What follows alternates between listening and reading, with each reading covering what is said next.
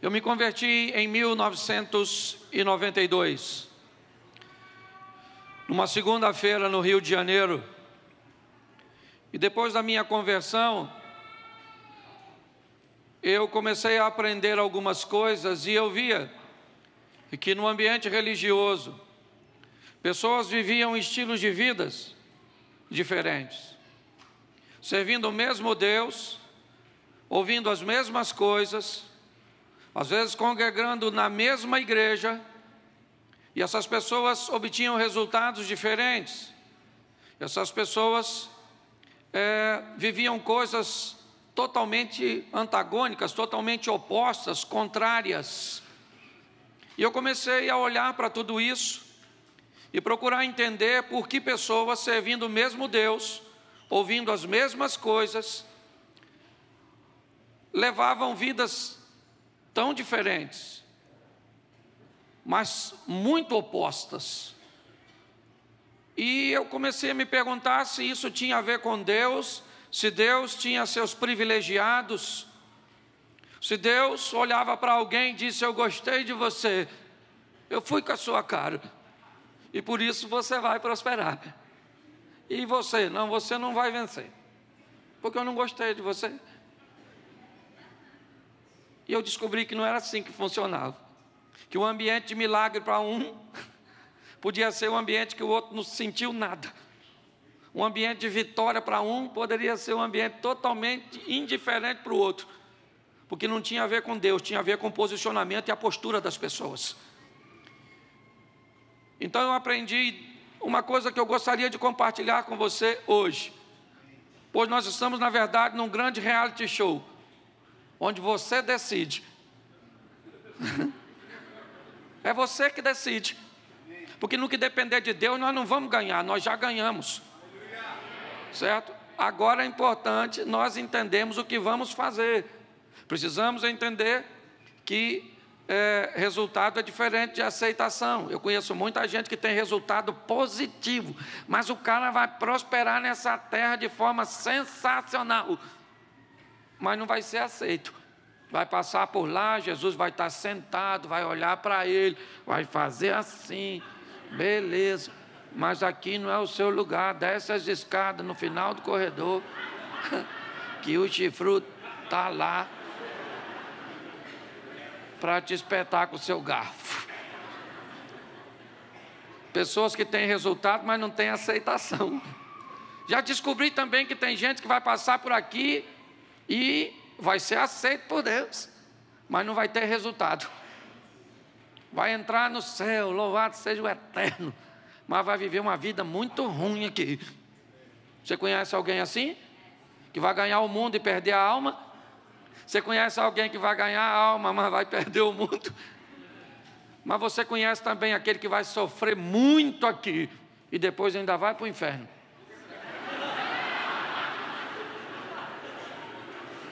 Perdeu o mundo e a alma. Não vou fazer brincadeira com times carioca, mas tudo bem.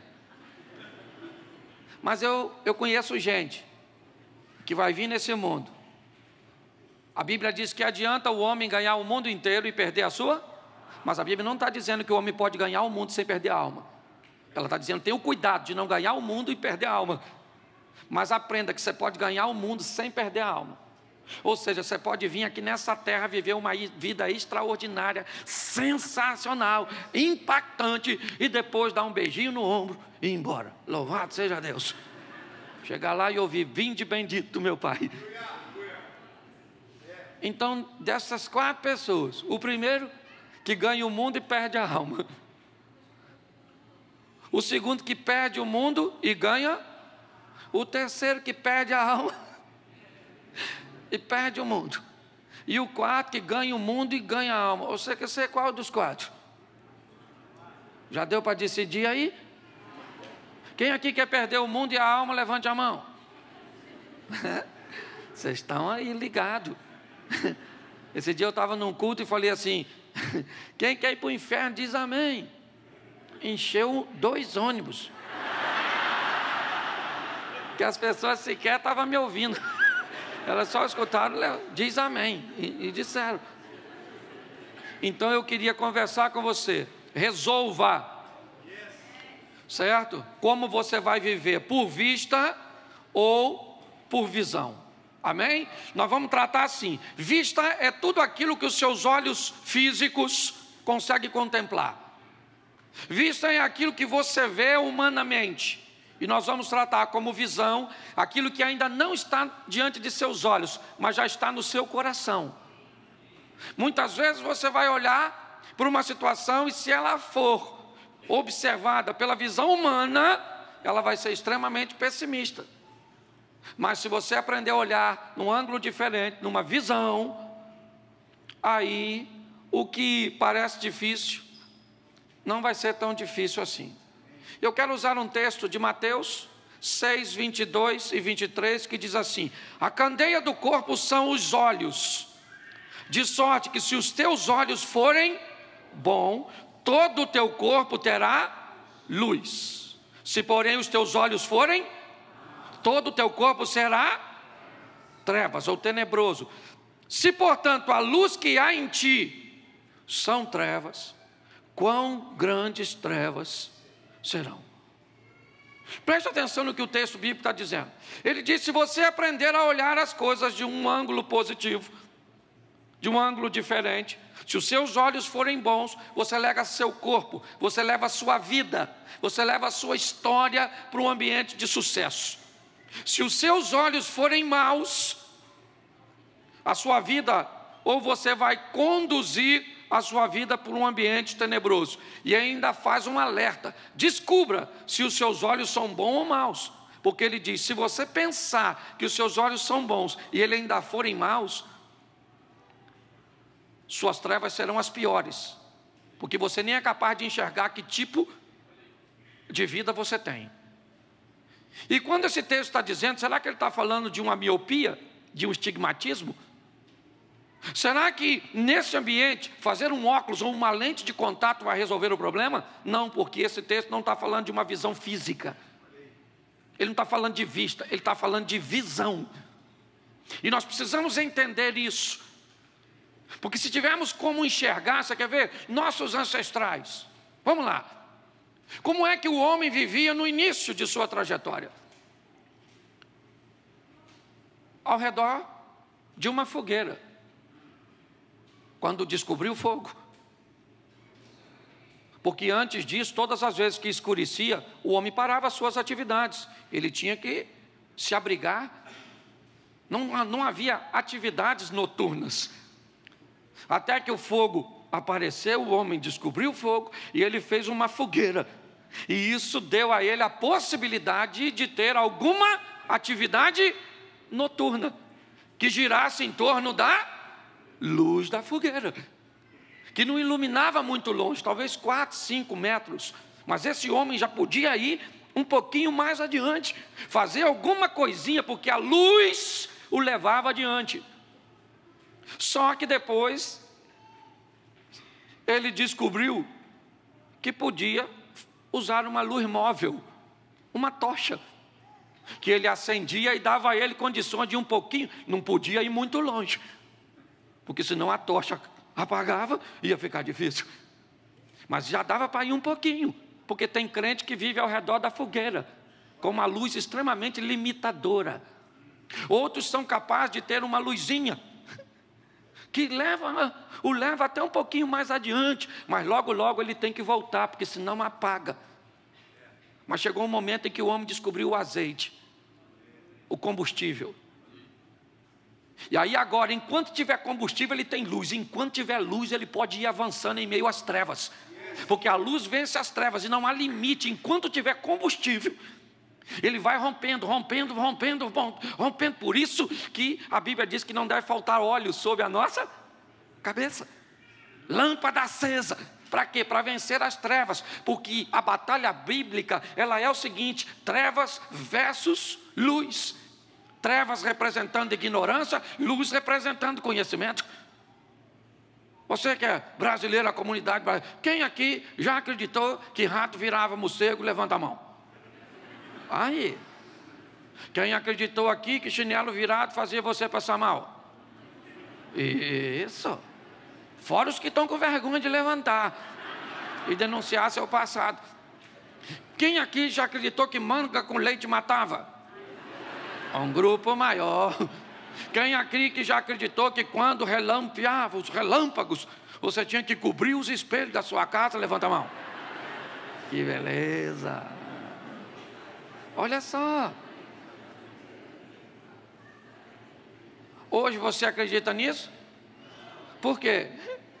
Porque a ignorância foi embora. Porque a luz chegou, o conhecimento chegou. Então é importante nós entendermos que hoje você vai encontrar gente que está ao redor de uma fogueira, com uma vidinha medíocre. E medíocre não é ruim, isso é que é complicado. Medíocre está na média. Então tem gente que se contenta com uma vidazinha ao redor de uma fogueirinha. Glória a Deus. Fique com o cheiro da fumaça. Mas já tem uns irmãozinhos que foram um pouquinho mais longe, você conhece? Eles foram com uma tochinha. Mas tem gente que pegou combustível e que descobriu a fonte do combustível. E aí para ele não há limite. Agora o desafio é saber como é que essas pessoas que estão ao redor da fogueira ou com a tocha vai saber lidar com gente que tem combustível para ir a lugares que eles não estão indo, para viver coisas que eles não estão vivendo. Então o combustível está disponível para todo mundo. Sim ou não? Mas a fogueira e a tocha também. Então não depende de Deus, depende de você. Está na hora de você falar para Deus: eu quero acender essa lâmpada, eu quero romper as trevas, eu quero viver o que ninguém está vivendo, eu quero provar o que ninguém está provando. Porque quando você viver com combustível para caminhar, primeiro, não dá tempo de olhar para a vida dos outros. Você vai rompendo, rompendo, rompendo e rompendo. Mas isso é uma opção. Aliás, Deus nos deu opções, certo? Você quer viver? Viva. Ao redor da fogueirinha, viva com a tochinha, ou pega essa lâmpada. Lâmpada. Você quer ver? Quando a Bíblia fala de casamento, olha que coisa maravilhosa. O noivo vem buscar uma noiva de noite. Quando eu vi esse texto, já fiquei meio preocupado. Diz que tem 10 noivos, o que dá a possibilidade dele pegar a noiva errada. Mas eu gosto que esse noivo é um cara esperto. As mulheres têm que ter lâmpada para ele pegar. Só lâmpada acesa. Qual é a mensagem bíblica? Nunca pegue ninguém no escuro. Claro. E não é no escuro de ausência de luz, é escuro de ausência de conhecimento. Sabe nada. Olha só. Então está na hora, porque combustível você percebe o que ninguém está percebendo. E quando você percebe o que ninguém está percebendo, você vive o que ninguém está vivendo. Saiba de uma coisa: o que você tem é o que você tem e pronto. Na verdade, o que vale e tem sentido é o que você faz com aquilo que você tem. A mulher estava perdida, tendo um pouco de azeite dentro de casa, sim ou não? Mas a luz chegou. E o profeta disse para ela: querida, é com isso que você vai mudar a sua vida. E assim, tem gente que está esperando algo pirotécnico, extraordinário, sensacional, para mudar a sua vida. Converse com quem teve a vida transformada, e você vai descobrir que começou em algo aparentemente insignificante, uma oportunidade, que essa pessoa aproveitou e foi embora, e começou a olhar por visão e não por vista. Olhe bem, quando você olha para alguém que cresceu, você vê apenas onde ele está hoje, mas não sabe o caminho que ele percorreu para chegar ali. Repita comigo: quem nasce grande é monstro. Ué, é assim que funciona. Então está na hora de você parar de canalizar força para ver o que está acontecendo na vida do outro e usar essa força e essa energia para fazer as coisas acontecerem na sua vida, no seu ministério, na sua história, no seu casamento. Então as oportunidades estão aí. E só para ficar registrado, invista na sua mente. Ela pode levar você mais longe do que você imagina. Invista na sua fé, ela pode levar você onde você nunca imaginou. E invista no seu corpo, porque ele vai te dar condições de viver mais. Invista em você mesmo, certo? Você veio a esse mundo para se divertir, para tirar a onda. Ah, pastor, eu estou sofrendo. Pois é, que opção esquisita é essa? Jesus diz: eu vim para que tenham e a tenham em isso. Mas ele também disse: no mundo tereis? Sim ou não? Mas o que é abundante? Aflição ou vida? Então, tem gente vivendo aflição e abundância aí. E vida pontual. Não, troca o polo dessa tomada da sua vida. Vai lá e inverte assim, ó, vida em abundância, sofrimento pontual. Não dá para pregar apenas vida boa, porque Jesus disse: nesse mundo, todo dia que você acorda, o Satanás está lá. Como eu costumo brincar, o lapeta. É porque se você falar capeta, ele vem para cá. Se você falar lapeta, você está dizendo onde você quer que ele fique, certo? Longe de você, ok? Então, escute só. Eu quero mostrar a você algumas pessoas que viveram uma vida em visão, mas que por alguns momentos tiveram que enfrentar a vista, e como é viver por visão e vista. Vamos entender a base da criação. Deus chama a existência, deixa eu usar um texto aqui, de Romanos 4,17, até para, como está escrito: por Pai de muitas nações te constituí, perante aquele no qual creu, a saber Deus, o qual vivifica os mortos e chama as coisas que não são como se já fosse. Vamos olhar para Gênesis 1. E disse Deus: haja. A luz existia? Então ele criou a luz por vista ou por visão? Isso, chama a existência as coisas que não existem como se já existissem. A vista só faz a supervisão do que aconteceu na visão. Porque depois que ele cria tudo, olha como é que o texto termina falando dos dias da criação. E viu Deus que era bom. As coisas acontecem por visão e são supervisionadas por vista. Entendeu?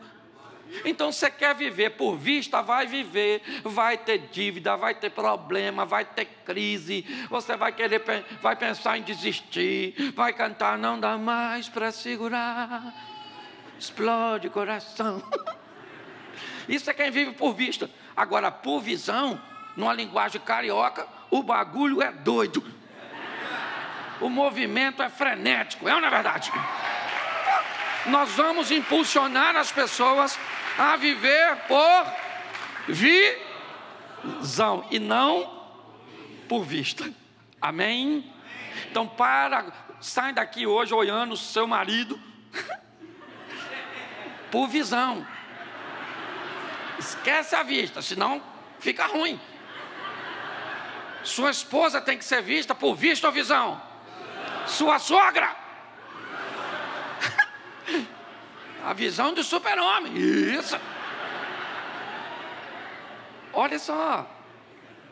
Quando nós vamos viver uma vida de visão, a nossa história vai trafegar em uma linha bem interessante. Então, eu vou te dar alguns exemplos aqui rapidinho. Vou falar rapidinho, vai ser com anestesia. Quando você vê, já acabou. Gênesis capítulo 12, verso 1. Vamos ver Abraão. Ora, disse o Senhor a Abraão: sai da tua terra e da tua parentela e da casa de teu, e vai para uma terra que eu te mostrar. Vista ou visão? Vista ou visão? Porque é uma terra que ele ainda não. Então Abraão poderia falar: o Senhor me mostra, que eu quero saber se é boa. Mas Deus falou: Abraão, sai da sua terra, da sua parentela, e vai para uma terra que eu te mostrar. E Abraão foi, sim ou não? Por vista ou por visão? Isso, esse dia eu falei isso com a minha mulher: você poderia ser igual a Abraão, eu te chamar para você ir e você não perguntar onde. E ela falou: é fácil, Cláudia, é só você ser igual a Deus. Aí eu falei: então vamos voltar aos relacionamentos anteriores, porque não vai rolar. Abraão sai para viver o extraordinário, sim ou não? Promessas impactantes, ele vai ser pai de uma grande. Isso, a mulher dele é estéril. Olha só que coisa louca. Ele tem até uma rota de fuga para isso. Ele leva o sobrinho, pensando assim: se não fizer um filho, um menino, é meu parente. Cuidado com parente, porque parente, família é quem te protege, quem te ajuda, quem te apoia, porque seu sangue até mosquito pode ter. Ok? É meu sangue. Se for assim, já você está aparentado com mosquito. É ou não? Que transmite doença ainda. Olhe para mim. Abraão sai debaixo de uma visão, sim ou não? E é extraordinário. E ele está vivendo debaixo de uma visão e vai terminar a vida dele sob a visão. Mas no meio dessa história, a vista atrapalha o cara que está vivendo de visão. Porque todas as vezes que você estiver num ambiente com Deus, onde você tem uma visão, uma direção, e você deixar a vista tomar o primeiro lugar, você vai ter problema. Ele está ficando velho. É ou não é? E a Sara também. Sara olhou e falou: Abraão, meu filho, vamos fazer esse negócio aí funcionar? Vamos arrumar um filho com a garotinha. Porque para mim, H não devia ser novinha. Certo? Era para gerar um filho. Então, Sara fala: deita aí com H. Abraão olhou. Visto ou visão? H é maneiro, hein? Vai rolar. Ele estava debaixo de uma visão. Mas quando a vista começa a entrar em cena, ela acaba roubando. E Abraão abre mão da visão pela... E olha a besteira. É isso que eu quero que você entenda. Cuidado, porque você pode estar indo muito bem, mas no meio da trajetória mantenha-se na visão. Evite os caminhos mais curtos, certo? Trafegue pelos mais seguros, que é o da obediência. Olha só. Nesse momento, Abraão esquece a visão e vai viver pela... Só deu confusão. É só você ler, que eu não sou obrigado a ler tudo. Engravidou, sim ou não? E a mulher, depois que engravidou e teve o filho, ficou com o narizinho em pé. Aí o Abraão começa a ter problema com a esposa. Chega em casa do trabalho, na tenda, a Sara, ó. Porque essa mulher, mãe desse menino. E o Abraão deve ter dito: para que eu deitei com aquela garotinha? Tem muita gente que no meio de sua trajetória acaba se perdendo e deixando a vista tomar o lugar da visão. É um grande alerta. Deus te deu uma direção, você está debaixo de uma visão, então fique tranquilo, a responsabilidade é dele. E se tem uma coisa que Deus cuida, é do seu nome. Se Ele falou que Ele vai fazer, Ele vai fazer. Se Ele falou que vai acontecer, vai acontecer. E pronto. Ah, mas já está ficando velhinha, está ficando velhinho. O Abraão estava com 100 anos. Sabe o que é um cara de 100? Pegar uma mulher de 90 e fazer um filho. Isso devia ser pecado. Por isso que esse cara é pai da fé, é ou não é verdade? Olha só, Deus não falou que ia fazer, sim ou não? E fez? Então, não saia da visão, permaneça. Certo? Você pode estar olhando e diz: ah, mas Deus me prometeu que vai fazer desse jeito na minha empresa, e eu vou fazer isso, vou fazer aquilo, vou pegar um empréstimo, vou fazer desse jeito, vou fazer assim. Querido, se Deus falou que vai fazer, Ele vai fazer, e pronto, mantenha-se na... Amém?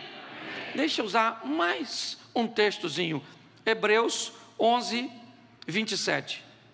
Pela fé deixou o Egito, não temendo a ira do rei, porque ficou firme, como vendo o invisível. Quem é esse? Moisés. O texto diz que ele permanece firme, porque ele vê as coisas o que não acontece.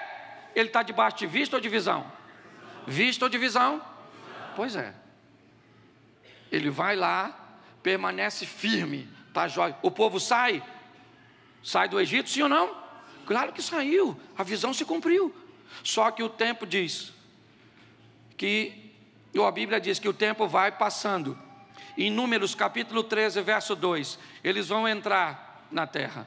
E Moisés manda os homens espionarem. E olha o que diz o texto aqui. Deus diz assim a Moisés no capítulo 13, no verso 2: envie homens que espiem a terra de Canaã, que eu hei de dar aos filhos de Israel. De cada tribo de seus pais enviareis um homem, sendo cada um príncipe entre eles. Deus mandou Moisés falar aos homens para olhar o quê? Põe de volta o texto aí, por favor. Reconhecerem o que Deus falou? Olhem que eu hei de visão. Eu ainda não dei, mas eu vou dar. Então vai lá e tenha uma visão. Isso.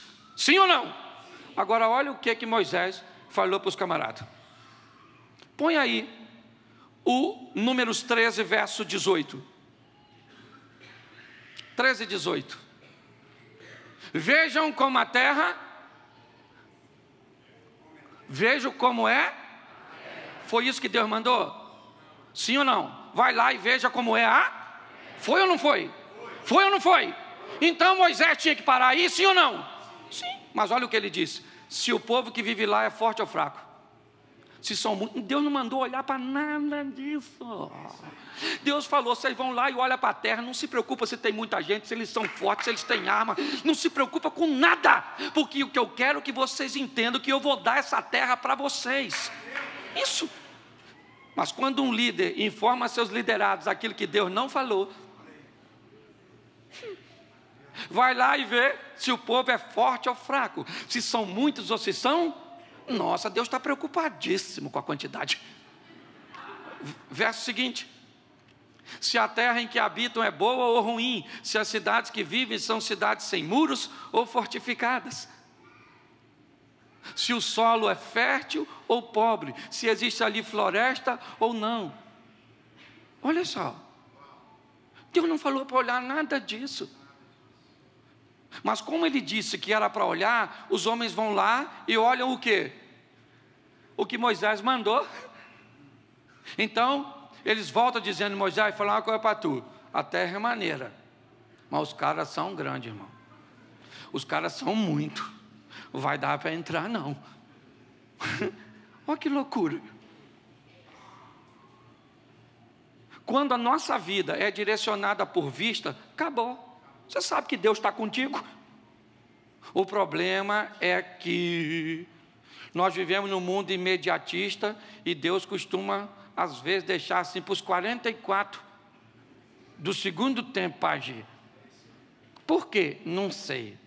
Quando nós chegar na administração lá, pergunta.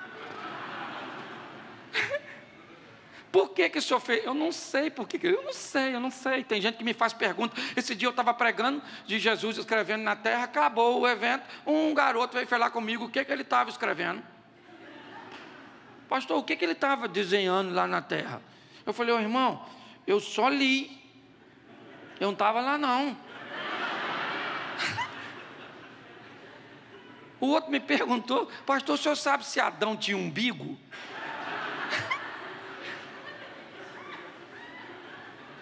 Onde estão os dinossauros na Bíblia? Eu falei: irmão, a minha vontade era falar: Senhor, manda um tiranossauro rex para comer esse imbecil aqui. Deixa eu falar uma coisa para você: ele faz do jeito que ele e acabou. Você tem que estar na visão. Então pare de olhar para o local que ele não mandou você olhar.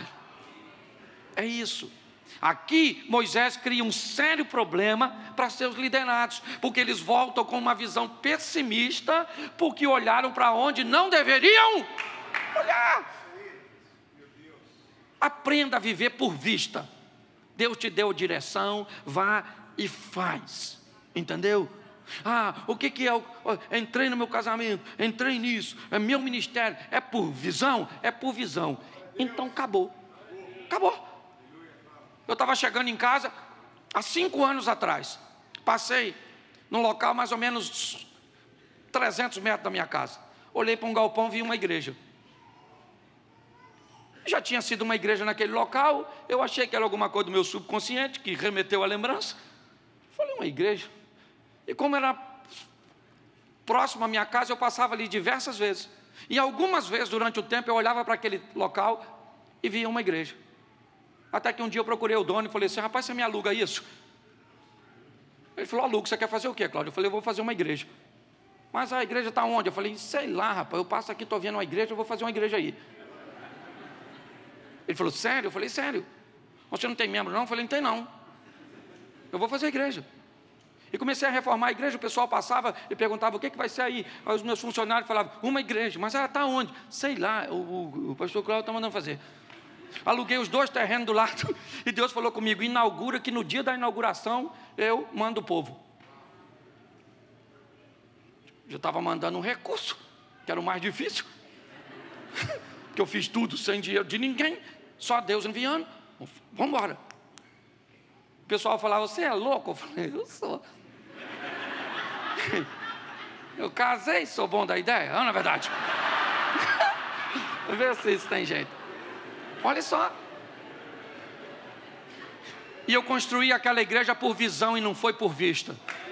Hoje, já deve estar, né? Aqui nós estamos 2 horas, lá eles estão 2 horas à frente, não é? Já acabou, mas hoje, 5 anos depois, em Xerém, um local pequenininho, nós já tivemos 2 cultos de aproximadamente 750 pessoas cada um, certo? Porque aquilo que foi construído debaixo de uma visão e não de vista. É assim que você tem que aprender. Nós precisamos, mas assim como Abraão, é isso que eu quero que você entenda. Moisés também teve problema quando a vista começa a atrapalhar. Presta atenção, 1 Samuel 17, 24. Porém, todos os homens em Israel, vendo aquele homem, fugiam diante dele e temiam grandemente. De quem é esse texto? Esse texto fala de Davi, no momento em que ele chega no ambiente de batalha. E quem é que está lá como desafiante? Golias, um gigante. Ô gente, aprenda que todo dia você vai enfrentar um gigante, isso num dia bom. Porque no dia ruim pode vir gigante, leão, urso, a quadrilha toda junto. Todo mundo que olhava para o gigante sentiam medo. Põe o texto para mim aí, por favor, me ajuda aí, santo varão, que eu gostei desse negócio. Quando os israelitas viram o homem, todos fugiam cheios de... Por quê? Porque eles estavam vendo. A visão não existia, o que existia era a... Então olhou: quem é esse cara? Golias. Grande, hein? Bens a Deus. Caraca, é soldado, né? É aliado ou inimigo? Sempre inimigo, não é verdade? Grande, o que ele quer? Um homem para lutar contra ele. Sério? Um só? Cara, não vai dar, não vai rolar não. O cara é grande, mano. Vamos embora, que eu tenho família. Mais vale um covarde vivo que um herói morto. Está todo mundo com medo, sim ou não? E eles têm razão, sim ou não? Claro, o cara é. Só que chega no Vale de Socó, ou de Elá, como queira a sua tradução, um rapazinho, puxando um jumentinho, estacionou o jumento. Uma Ferrari daquela época, um Mustang, sei lá. Estacionou. E perguntou para o irmão dele: como é que está o negócio aí? Alguém falou: está tudo sob controle do gigante. Tem um cara grande aí, meu irmão, que quer um duelo, mas está ruim de arrumar alguém. Aí, nesse exato momento, quem é que sai? O gigante. Aquela coisa imensa, aquela indumentária extraordinária, certo? E falou: tem algum homem aí? Se tiver, vem aqui, vamos decidir isso. Davi falou: como é que é, meu irmão? O irmão dele mais velho falou: cala essa sua boca, seu pretensioso. Cala essa boca, que eu sou seu irmão mais velho, eu tenho que te defender. Vai embora, Davi. Davi falou: calma, que é isso? O que é que vão dar para quem matar o gigante? Note que o cara é corajoso, mas não é otário. Ele quer saber se tem prêmio. Alguém falou, se matar o gigante, fica rico, mas tem que estar vivo. Segundo prêmio, vira príncipe, casa com a filha do... E terceiro prêmio, não paga imposto. Davi falou, ninguém mata. Esse cara é a oportunidade que eu tenho de mudar de vida. Se eu matar esse cara, eu fico rico, viro príncipe e não pago imposto. Porque tem gente que basta ver um problema que acha que ele veio para te destruir, mas tem gente que acha que problema é capaz de promovê-lo. A ótica é diferente. Agora Davi vai enfrentar o gigante, sim ou não? Por vista ou por visão? Isso aí. Porque quando ele falou, eu mato esse gigante, o pessoal falou o quê? Droga. Crack, metanfetamina. Esse maluco tá doidão.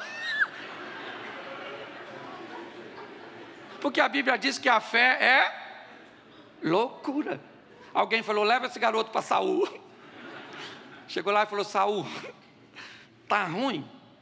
Escuta só. Esse garoto falou na frente de todo mundo que quer representar Israel. Saul falou, menino, chega aqui, garoto. Você não pode... Deixa eu falar para você. Você viu o cara? Você não pode ir, Davi. O cara é matador desde garotinho. Quase matou a mãe dele quando nasceu. De tão grande. Você não pode. E outra coisa, Davi, é você que toca para me dormir. Não tem Gadernal, Lexotan, Rivotril. Se você morre, eu não durmo, menino. Você não pode, porque Saul está olhando por vista ou por visão? Quando Saul termina de falar, Davi diz, Saul, escuta só uma parada que eu nunca falei para ninguém. Estava eu apacentando as ovelhas do meu pai lá sozinho. Não tinha ninguém para fotografar, não tinha WhatsApp, não tinha nada. E veio um urso querendo pegar uma ovelha do papai. Eu falei, aí urso, aqui tem pastor, irmão. O urso não acreditou, meteu as caras comigo, matei o urso. Depois chegou um leão desavisado, sem saber do falecimento do urso. E eu falei, aí irmão, não quero problema com Greenpeace, nem com esse negócio de... Ok? Mas já matei uma aqui, escute, não, peraí, escute só. Eu matei um leão e matei isso. Só que para mim o primeiro animal que Davi matou, sabe qual foi? Para mim foi uma ovelha. Porque ele era criador de ovelha. E criava ovelha para comer, para utilizar a lã. Sim ou não?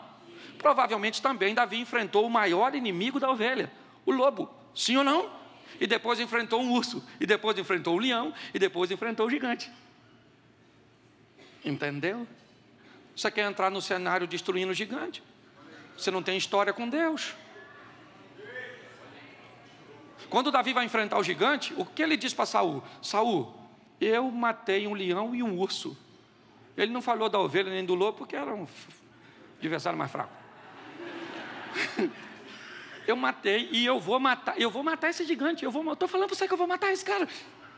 Eu vou matar, fica tranquilo, Saul. Eu vou lá e vou matar. Saul falou assim, então vai com a minha armadura. Davi vestiu a armadura, mas não deu, porque a armadura de um dissimulado medroso jamais serviria para um covarde comprometido com Deus. Davi vai enfrentar o gigante por vista ou por visão? Quando o gigante olha para Davi, ele vê Davi por vista ou por visão? Falou, nossa, já estão botando criança na frente de batalha. Isso é um terrível. Ô garoto, eu vou matar você, menino. Isso é muito fraco. Eu vou matar você e não vou deixar nem ter enterro. Entendeu? Os animais vão vir te comer. Eu imagino o pessoal falando, conheceu ele? Menino bom, Davi, rapaz. Mas o pai dele tem mais 7 filhos, vai fazer falta não, mais novo. Alguém achava que Davi ia ganhar? Sim ou não? Não.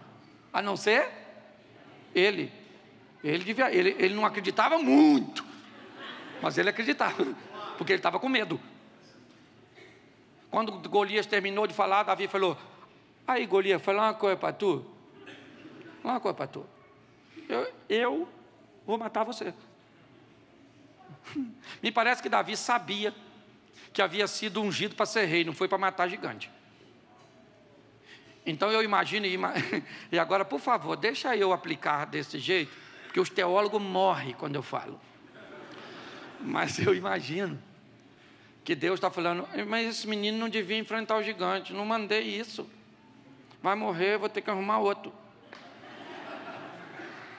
Só que o garoto diz assim, eu vou contra você, em nome do Senhor dos Exércitos. Pensa, Deus escutando isso, ele vai no nome de quem que ele falou?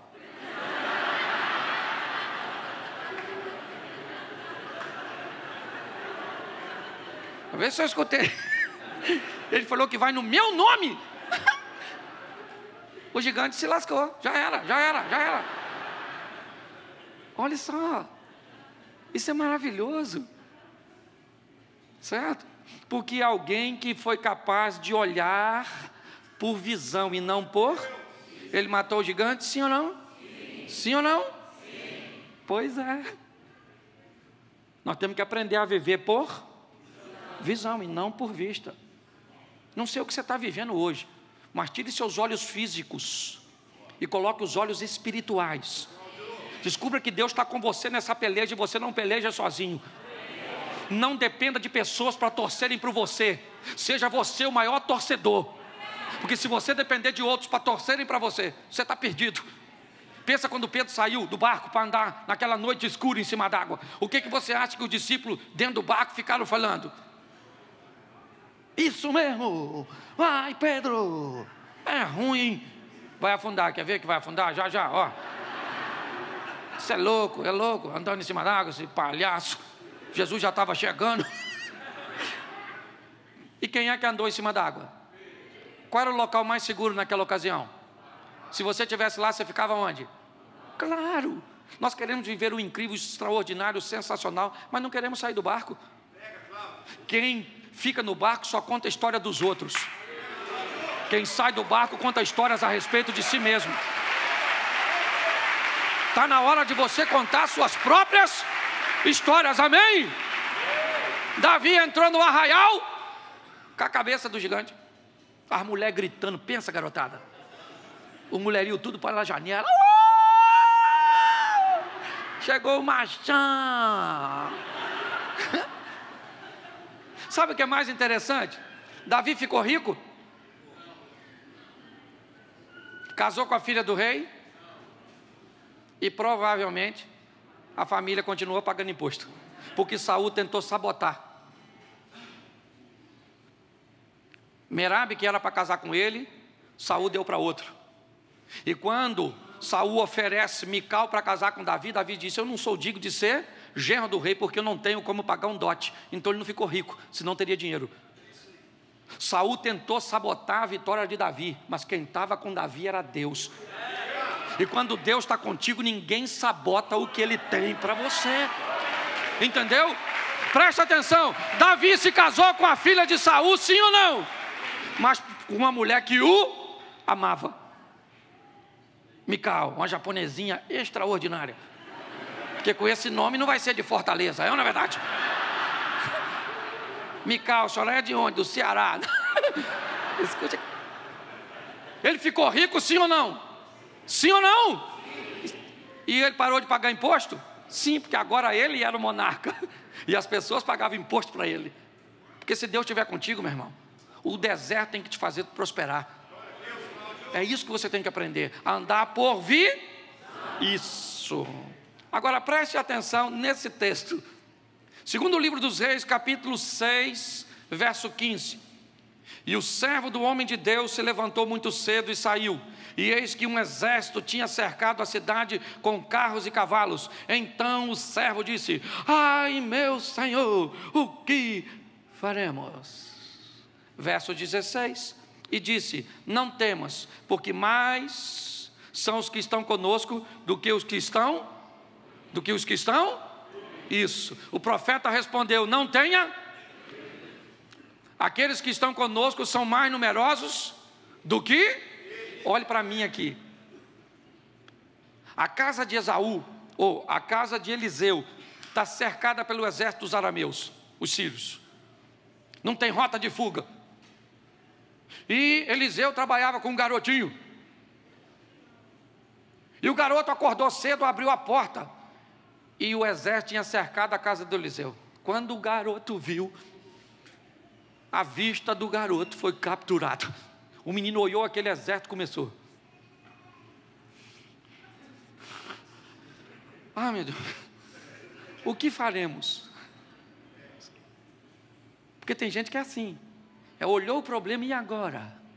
É assim que o garoto está, ó. O que faremos? O que faremos?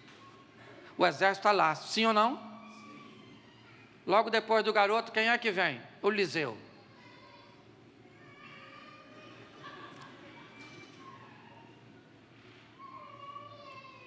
O exército que o menino está vendo é o mesmo que Eliseu está vendo, sim ou não? Claro, o exército está para o garoto é o mesmo que está para o Eliseu.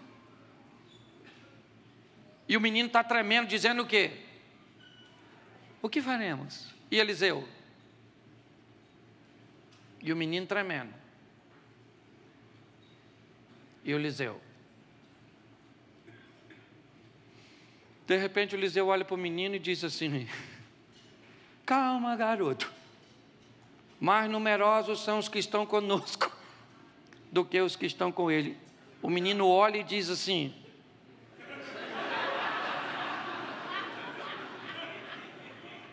Eliseu está com medo, mais medo que eu, já somatizou, mais numeroso. Preste atenção, você sabe qual é a diferença nesse texto? É o olhar de um menino e o olhar de um homem de Deus. Quando você está numa situação, você pode olhar como uma menina, ou você pode olhar como uma mulher de Deus. Você pode olhar por vista ou por visão. O menino olha por vista, e quando ele olha por vista, ele vê os Mas quando Eliseu chega, ele não é menino. Porque quando eu era menino, falava e pensava e agia como menino, mas quando eu me tornei grande, a primeira coisa que eu fiz é acabar com a meninice. Entendeu? Olha só, agora Eliseu está lá, o menino está tremendo, sim ou não? E Eliseu? De repente, Eliseu fala assim: Senhor, abre os olhos desse menino, para ele ver o que eu estou vendo. De repente, gente, o menino olha e começa a ver carro, cavalo e cavaleiro de fogo. Eu imagino o menino assim, ó.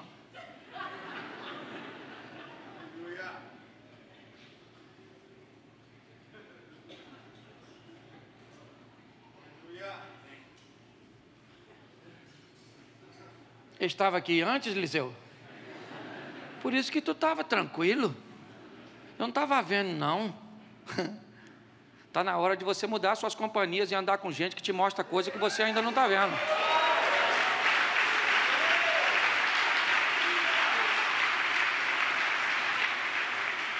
Quando Eliseu falou isso, o menino olhou. E agora o menino está vendo carro, cavalo, cavaleiro de fogo.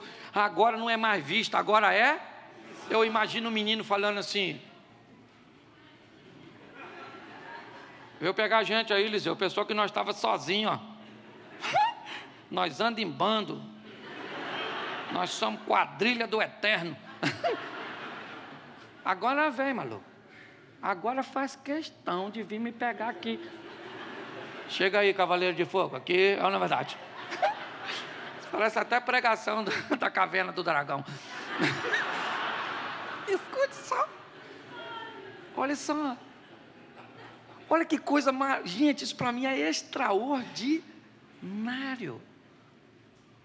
Alguém que aprende a viver por e não por.